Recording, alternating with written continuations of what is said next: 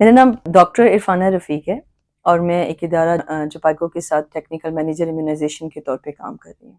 एक तो सबसे पहले एक आम लोगों से लेके बड़ी सादा फ़हम ज़बान में बात करूँगी कि हम बात करेंगे ह्यूमन पेपिलोमा वायरस की। ये वो वायरस है जिसकी इस वक़्त 200 से ज़्यादा इकसाम सीरोटाइप्स जो हैं वो डिस्कवर हो चुके हैं।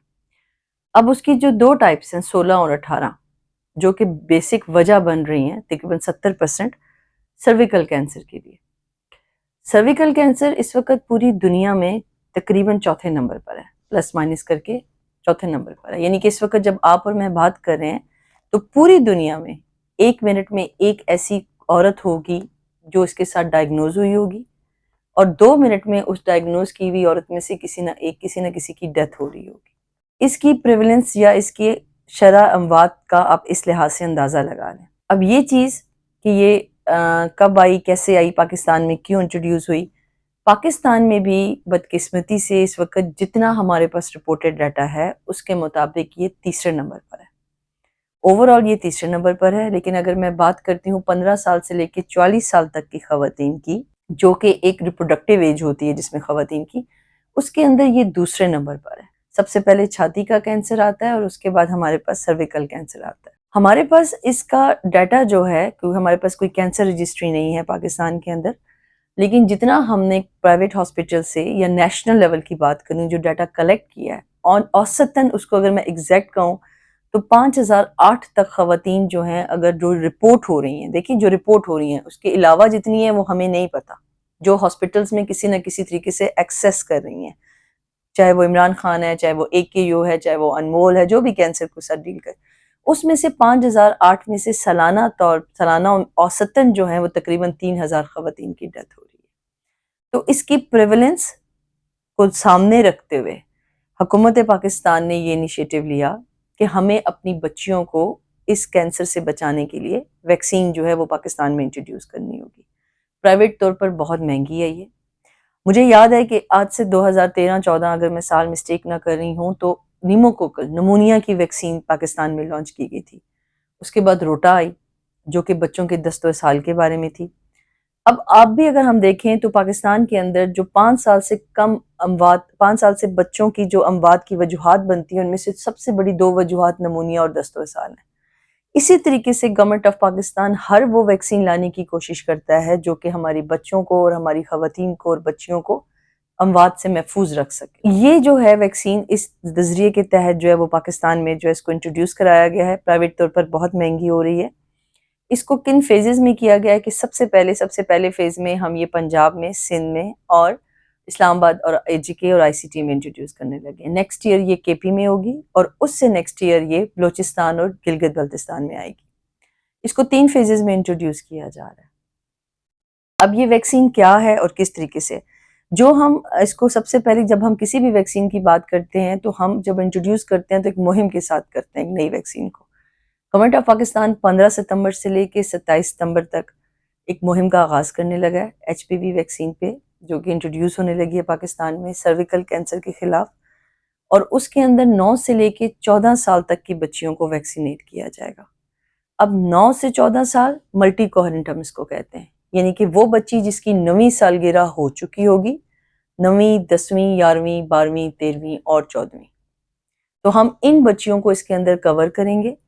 और उसके बाद जनवरी से जब ये रूटीन इम्यूनाइजेशन, यानी कि जैसे हम वो माइल लेके जाती हैं अपने 2 साल तक के बच्चों के हिफाजती टीकों का कोर्स पूरा कराती हैं, उसी तरीके से उसके बाद ये आपको मराकज़ सेहत में अवेलेबल होगी और ये 9 साल की उम्र में बस एक टीका लगा करेगा, क्योंकि स्टार्ट में हम इसको कर रहे हैं तो हम इसको मल्टी कोहेरेंट के साथ कर रहे हैं कि हम ये 6 एजेस को जो है वो कवर कर रहे हैं इसके अंदर।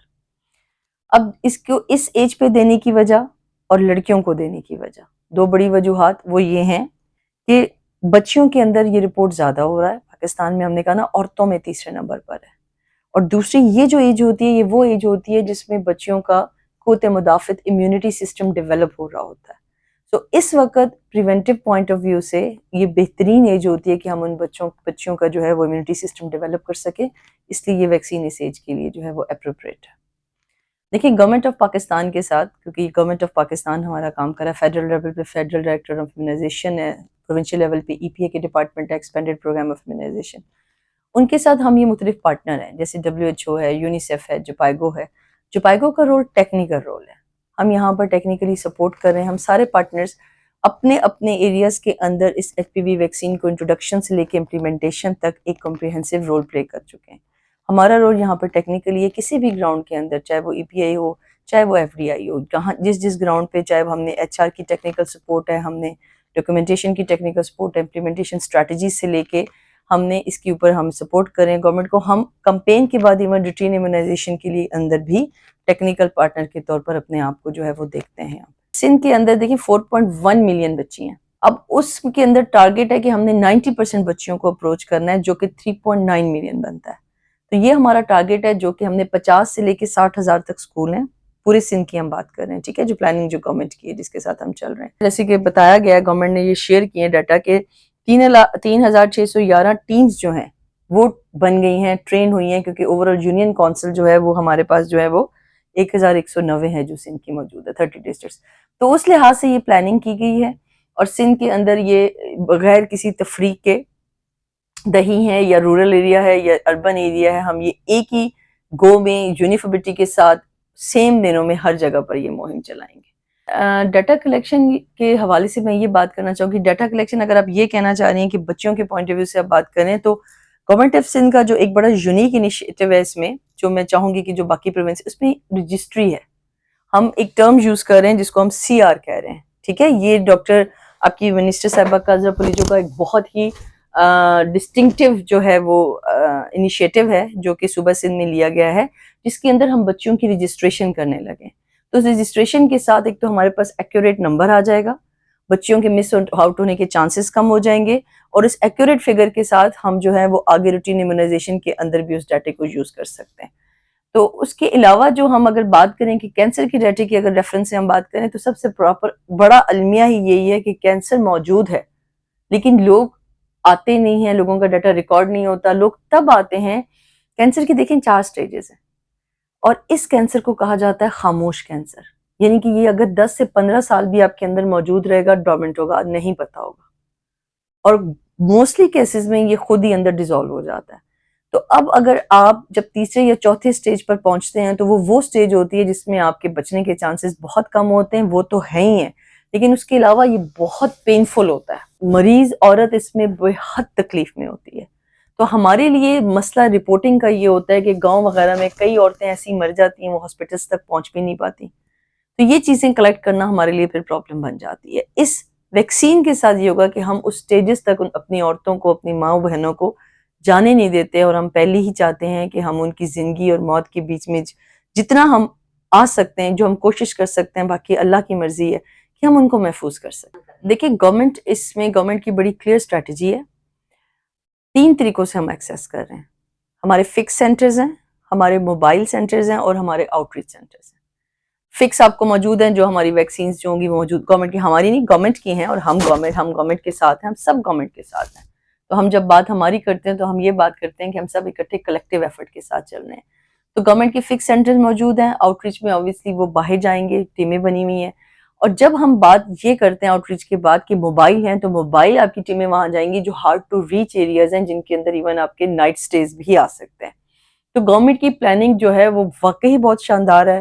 بہت ایفرٹس ہیں اس کے اندر. ایک ایکسٹینسو قسم کی ٹریننگ کے کورسز چلے ہیں. HR جو ہے اس کو ہم نے ان کے لیے ٹریننگ مٹیریل پہلے ڈیولپ کیا ہے، ان کو بتایا ہے ڈویژنل لیول پہ. صوبہ سندھ کی ایک میں اور بہت تعریف کروں گی کہ صوبہ سندھ نے اپنے ڈویژنل لیول پہ جا کے علیحدہ علیحدہ، تاکہ اوپر صرف بیٹھ کے ایک جو ہے نا وہ ون ٹریننگ کے ساتھ ہم نہ جائیں، بلکہ ہم نیچے جا کے اپنے ہر ہیلتھ جو ہمارا پرووائڈر ہوگا اس تک ایک exact knowledge, accurate knowledge technical لوگوں کے ذریعے پہنچے، نہ کہ ہم اوپر کچھ لوگوں کو ٹرین کر کے کہیں کہ آپ جا کے نیچے ٹرین کریں. تو صوبہ سندھ کی اس لحاظ سے بھی بڑی لیڈ ہے کہ انہوں نے ڈویژنل لیول پہ جا کے ٹریننگز کروائی ہیں. گورنمنٹ نے، جپائگو نے، یونیسیف نے، WHO نے جا کے، تاکہ ہم نیچے لیول تک بھی اپنا جو ہمارا ہیلتھ فیسیلیٹیٹر جا رہا ہے، جو اسکل پرسن جا رہا ہے، وہ فلی اسکلڈ ہو. کیا واقعی ویکسین لگانے کے اس قسم کے کوئی بھی سائیڈ افیکٹ ہوتے ہیں کہ اگر چلے کوئی موٹیویٹ ہو گیا ویکسین لگا لی تو اب کہیں گے کہ یہ پرابلم ہو سکتی ہے، تو یہ پرابلم ہو سکتی ہے، تو بانجھ پن ہو سکتا ہے، بخار آ سکتا ہے، کوئی دوسری کمپلیکیشن ہو سکتی ہیں؟ بالکل نہیں مس، میں بڑا کلیئر. اب یہ ہیں بچوں کے حفاظتی ٹیکہ جات کے پروگرام کے اندر انٹروڈیوس ہونے لگی ہے. میں اگر اپنے بچے کو جب میں نے لگوایا جب وہ 2 سال تک اس میں تھے، نارملی کیا ہوتا ہے بچے کو ٹمپریچر ہو جائے گا، تھوڑا سا سائڈ پہ اریٹیشن ہوگی، ہم اس کو کہیں گے کوئی کولڈ وہ کر دیں، اس سے زیادہ کوئی سائیڈ افیکٹ نہیں. یہ اس چیز کے ساتھ ہر اس چیز کے ساتھ میتھ اور ٹیبو کر دیا جاتا ہے. اس کی علامات بھی مطلب سرویکل کینسر کا المیہ یہ ہے کہ سرویکل کینسر جیسے میں نے بار بار عرض کری ہوں کہ خاموش کینسر ہے. اس کے علامات اتنے جنرل ہیں کہ آپ کو بیک ایک ہوگی، آپ کا فٹیگ ہوگا، آپ تھکن محسوس کریں گے، آپ کا ویٹ لاس ہوگا.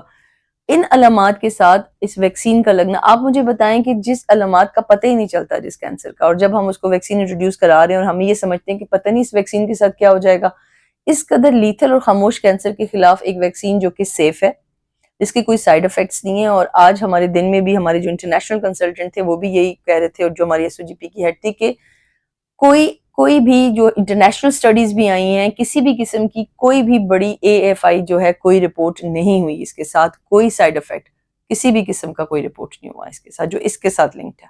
اس میں میں 2 چیزیں جو ایڈ کرتی چلی جاؤں گی، وہ یہ ہوگا. ایک کوشچن جو پیچھے میں نے آپ کا مس کیا کہ کس کنڈیشن میں لگ سکتی ہے اور کس میں. دیکھیں چار چیزیں جو میں یہاں ذکر کرنا چاہوں گی. 2 چیزیں کہ امیونو کمپرومائز بچیاں، ان کے لیے 1 نہیں بلکہ 2 ڈوز چاہیے ہوں گی، جس میں آپ کے تھیلیسیمیا کے جیسے پیشنٹس بھی آ جاتے ہیں، جس میں HIV کے پیشنٹس بھی آ جاتے ہیں.